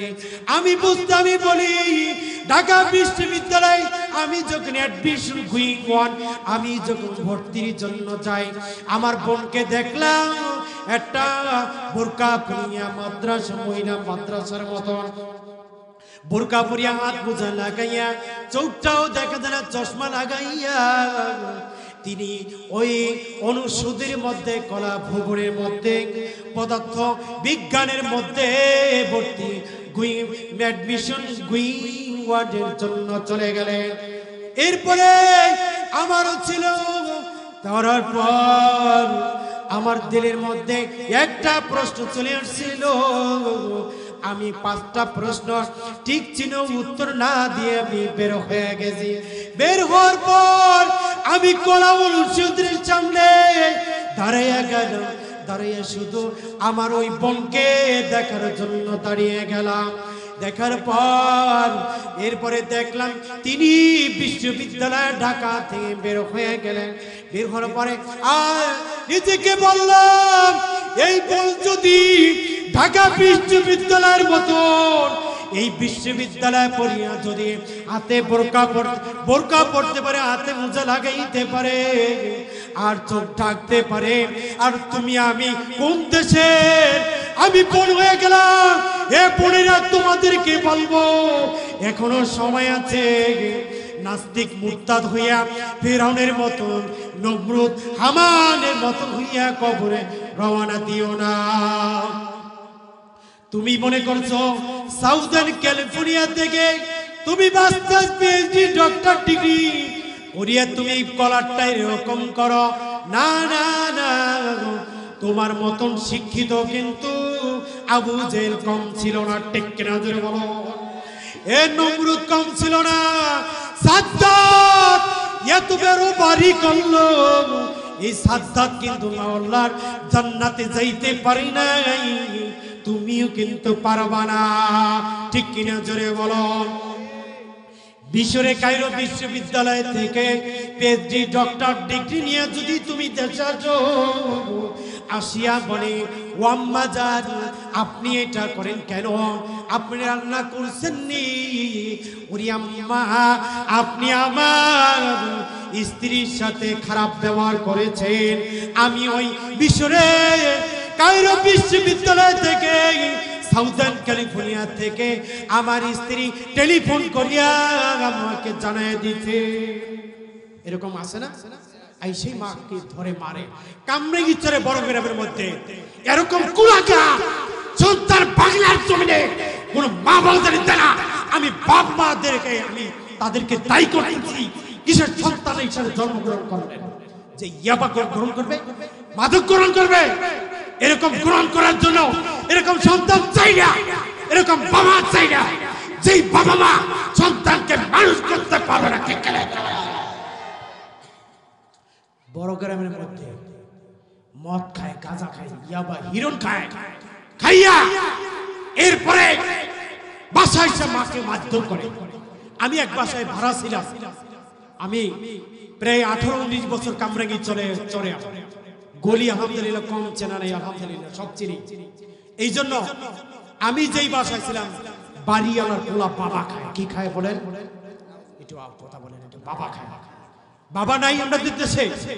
আমার বাবা মরহুম হালান সরদার, এটা বাবা না? কথা বলে না। আপনাদের বাবা আছে না? কথা বলেন। বাবা আপনার কি বাবা নাকি বাবা? আপনারা একটু জোরে কইয়েন।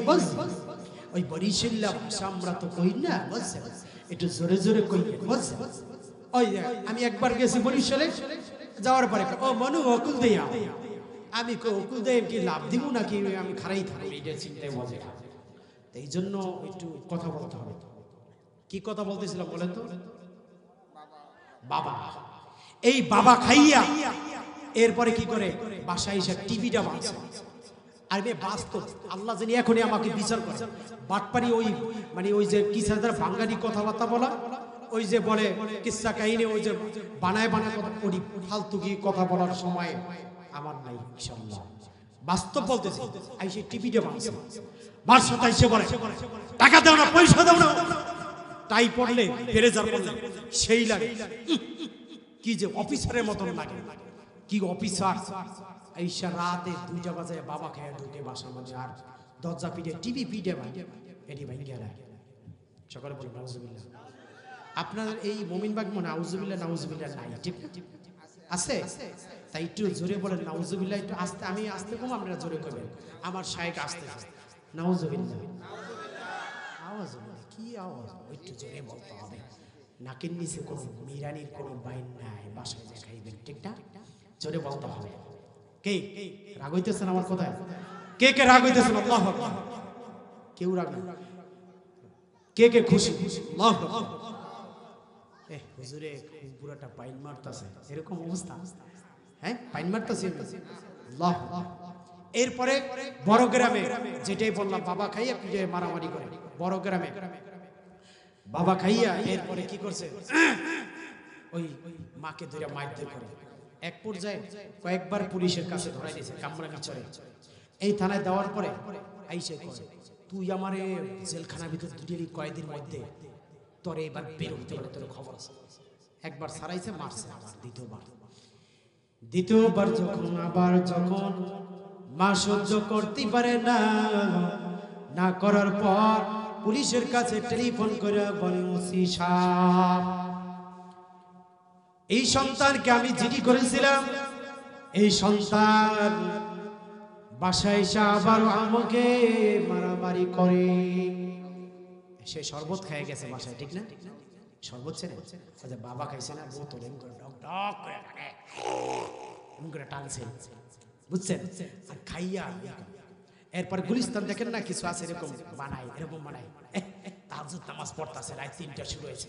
এরপর বলে গুলিস্তান আমার, গুলিস্তান আমার।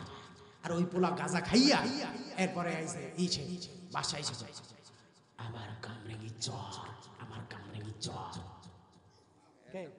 জোরে বলুন, ঠিকের আওয়াজ কাটছে, জোরে কইবেন, জোরে বলতে হবে, ঠিক কিনা? জোরে বলুন।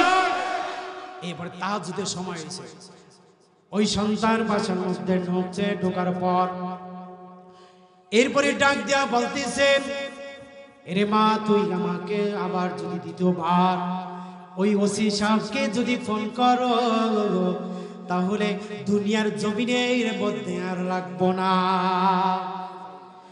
এরপরে সন্তান ডাক দেয়া বললেন, বলার পর মা ডাক দেয়া বললেন, বাবা তুই আর গাঁজা খাইস না। পাইছেন নি খবর? গাঁজা খাইয়া ইয়াবা খাইয়া তারপরে ট্যাবলেট খাইয়া বাসায় ঢুকে এরপরে ডাক দেয়া বলি, আম্মা জান তুই আমাকে জেলখানায় দিস না।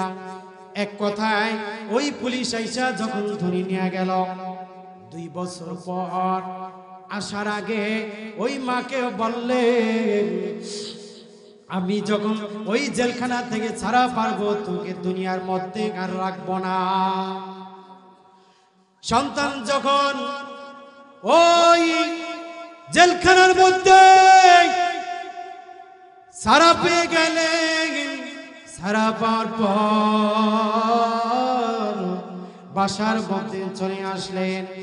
বাসায় আসার পর দরজাটা লাগাই দিছেন, কানটা একটু খুলিয়া রাখবো, এখান দিয়ে যাওয়া বন্ধ। ওই ভাই যুবক ভাই হাতে পায়ে ধরছি, একটু কান দিয়ে শুনব, কথার আওয়াজ বলবো না। ওই সন্তান 2 বছর পরে বাসার মধ্যে ঢুকলেন। বাসার মধ্যে ঢোকার পর সিটকানি লাগাইয়া দিছে, সিটকানি আছে কিনা জোরে বলো। সিটকানি যখন লাগাইয়া দিলেন, লাগানোর পর আম্মা জান ডাক দিয়া বলেন, ও আমার কলিজার টুকরা সন্তান তুমি কেন দরজা লাগাও আমি বুঝলাম না।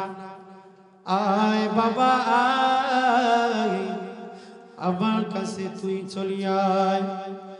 উরি বাবা 2টা বছর তোকে আমি দেখি না। ওরে বাবা কলিজাটা শুকিয়ে গিয়েছিল। ওরে বাবা সন্তান মায়া কত কষ্ট করছে তুই কিন্তু বুঝবি না রে বাবা। এর সন্তান তুই আমার কাছে আয়। এরে বাবা সন্তানের বাপ সন্তানকে জড়ায় ধরে আপনার গালে একটা সুমা লাগায়। সুমা লাগানোর পর ডাক দিয়ে বলে, বাবা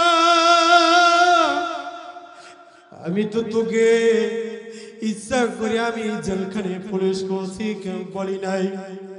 আমি তো তোকে এমন ভাবে, আমি তো তোকে মানুষ বানানোর জন্য এত কষ্ট করলাম, আমি কি তোকে জেলখানা দেওয়ার জন্য না। এর সন্তানের কলিজা আঘাত লাগে না, একটু কলিজাটা ফেটে যায়। মা ডাক দেয়া বলে, আর কপালের উপরে একটা চুমা খাই। আর ডাক দেয়া বলে, সন্তান তোর জন্য আমি কত কষ্ট করছি তুই কিন্তু জানোস না রে মা।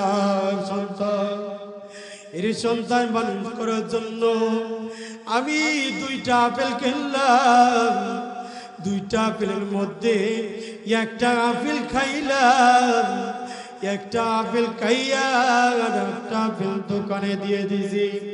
ওই আপেলটা টাকা আমি দিয়ে আসছি রে সন্তান তোকে মানুষ করার জন্য।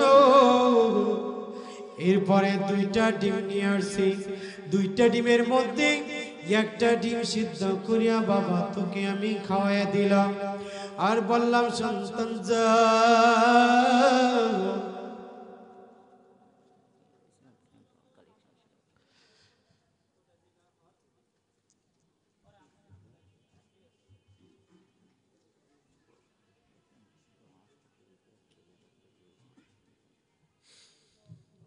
ওই আল্লাহ পাকের বান্দা নবীর উম্মতের দল, আমার কলিজার টুকরা যুবক ভাইরা হাজির হয়ে গেছে। আল্লাহ আমার যুবক ভাইদেরকে কবুল করে নেন, সকলে বলুন আমিন। ওরে আল্লাহ পাকের বান্দা, ওই মা কান্নাকাটি করে বললেন, সন্তান তোকে মানুষ করার জন্য আমি দুইটা ডিমের মধ্যে, ভাই একটু বলেন তো এই যে পোলাপানগুলো আসে একটু বন্ধ করেন। সন্তানের মা ডাক দিয়া বললেন, ও সন্তান তোকে মানুষ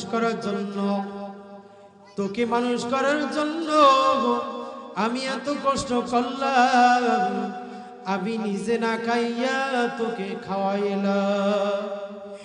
এরপরে সন্তানের মা ডাক দিয়া বললেন, ও আমার সন্তান, এই শীতের দিনে কনকনে শীতের মধ্যে আমি মা কত কষ্ট করলাম। আমি মা তুই প্রস্তাব করছো, ভিজা জায়গায় কামিজ হয়ে গেল। শোয়ার পর তোকে একটা কাপড় পাল্টাইয়া, ভিজা কাপড় পাল্টাইয়া আবার শুকনা কাপড় পরাইয়া কোলের মধ্যে নিয়ে গেল। কোলের মধ্যে নেওয়ার পর গালের মধ্যে একটা চুমা খাইলা, খাওয়ার পর আর বুকের মধ্যে রাখলা, আর আমার বুকের আমার সন্তান তোর জন্য আমি এত কষ্ট করলাম। এরপরে ওই সন্তান যখন ঘরে ভেতরে আটকায় রাখার পর সন্তানের এরপরে ডাক দিয়ে বলতেছেন, মা তোমার যত কথা আছে তুমি বলো, আমি তোমার কথা কিন্তু আমি শুনব না। সন্তান এবার ডাক দিয়া বললেন, এর মা তুমি এখানে বসো। বসার পর ওই সন্তান ভিতরে ঢুকিয়া ওয়ার্ডরো খুলিয়া মার গলায় যে ওন্না থাকে ওই ওন্নাটা আনলেন। আনার পর ওই মার একটা হাত ধরলেন, ডান হাত ধরিয়া বাম হাত ধরিয়া এইভাবে যেভাবে হ্যান্ডকাপ লাগায়, হ্যান্ডকাপ লাগানোর মতো দুই হাত ধরিয়া আর বুঝতে কোনো বাকি নাই। সন্তানকে ডাক দেয়া বললেন, তুই আমার হাত কেন বাঁধিস রে বাবা?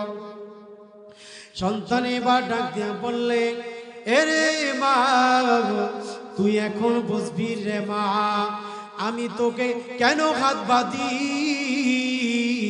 তুই এখন বুঝবি রে মা। এবার সন্তানকে ডাক দিয়া বলে, ওরে সন্তান তুই আমার হাত পা বাঁধিস না, আমি এমন দেশে চলিয়া যাব তোকে সন্তান বলিয়া পরিচয় দেব না। সন্তান ডাক দিয়া বলে, এরে মা তুই যত কাগজি মিনতি করো, চোখের পানি ফালাও রে মা, আমার কোনো কাজে আসবি না রে মা, আমার হৃদয়ে গলবে না। ওই পাশান সন্তান মারুন না দিয়া হাতটাকে এভাবে বেঁধে ফেললে, বাঁধার পর আর একটা রশি আন্না আমাকে ধাক্কা দিয়া ফালাই দিলেন, গেড়িতে দুইটা ধাক্কা মারিয়া ফালাই দিলেন। ফালানোর পর ওই ওই পাকার মধ্যে পড়ার পর মা একটা চিৎকার মারছে।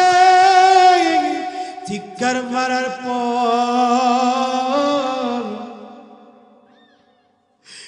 মাথা দিয়া জুপ জুপ করে রক্ত পড়তে আছে। আর ডাক দিয়া বলে, ও সন্তান এখনো সময় আছে রে সন্তান, তোর পায়ে পড়ি রে বাবা, তুই আমাকে ছেড়ে দে, এমন দেশে চলিয়া যাব আর কোনদিন আসব না, এমন দেশে চলে যাব আসব না, বনবাসে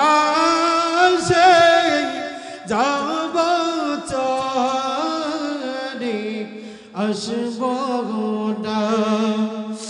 সন্তানের মা ডাক দিয়া বলে রে পাষাণ হৃদয় সন্তান ডাক দিয়া বলে তোর কথা আমি শুনবো না রে বাপ। এবার সন্তানের মা ডাক দিয়া বলে এরে সন্তান তুই আমার সন্তান না।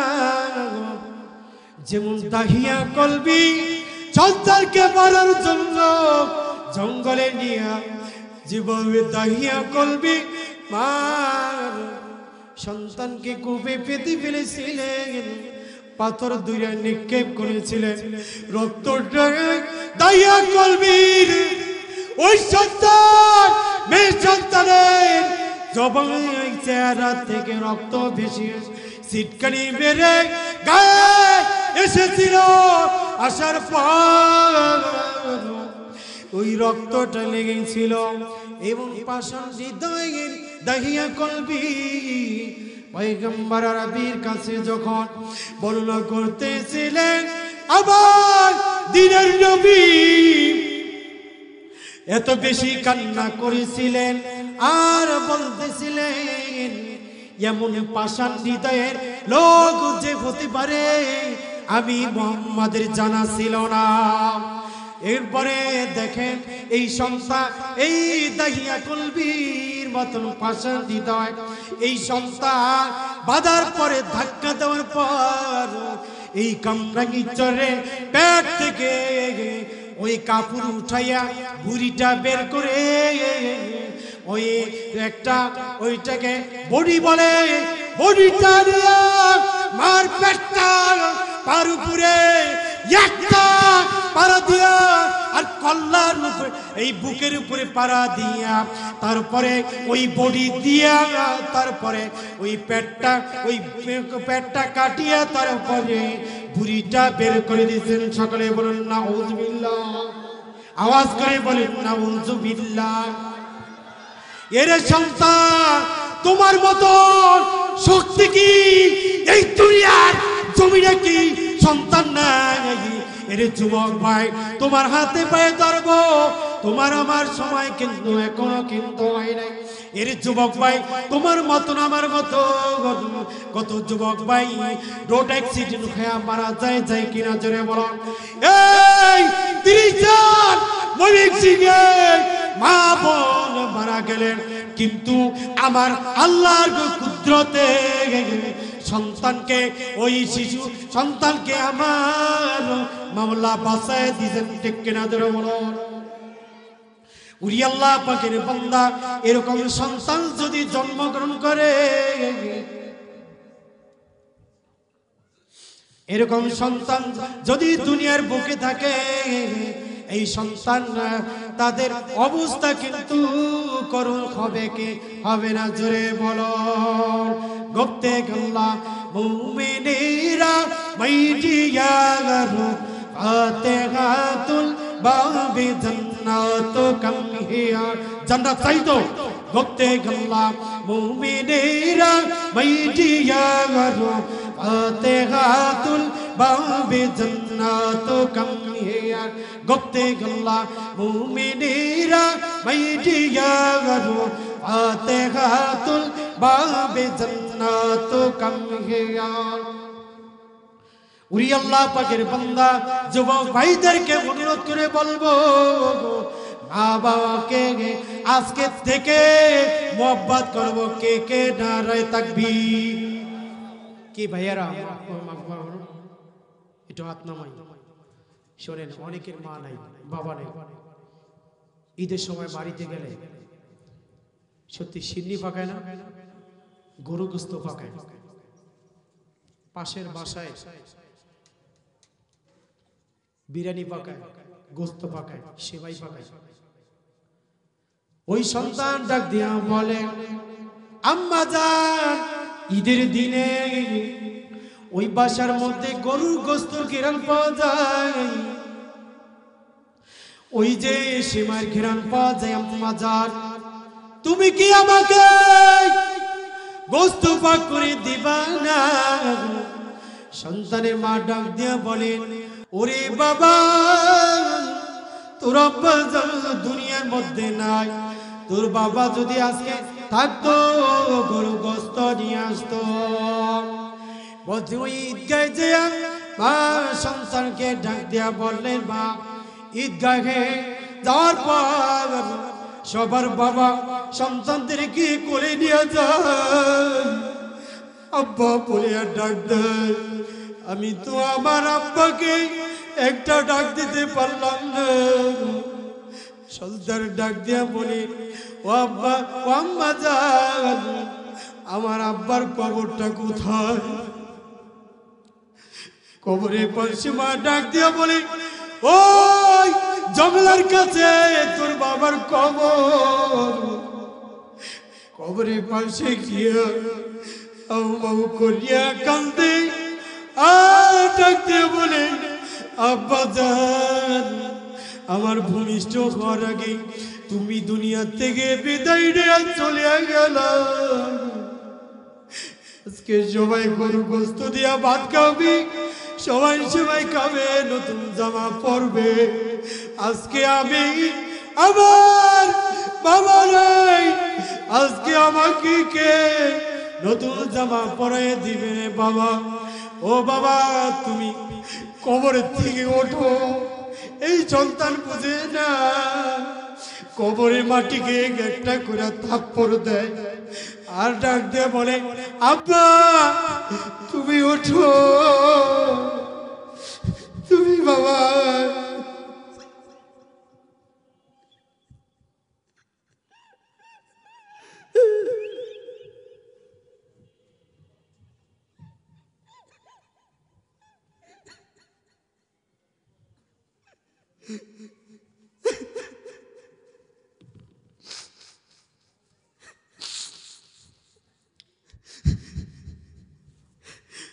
আমি যখন বাড়িতে যাই,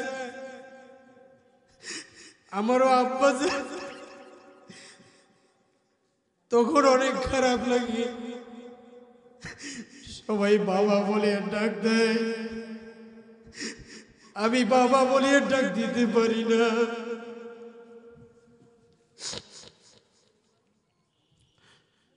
আল্লাহ প্রত্যেক বাবা মাকে আল্লাহ আপনি কবুল করিয়ে নেয়।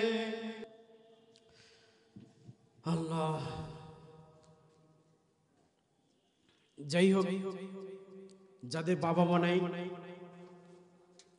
সকলে বাবা মার জন্য দোয়া করবেন।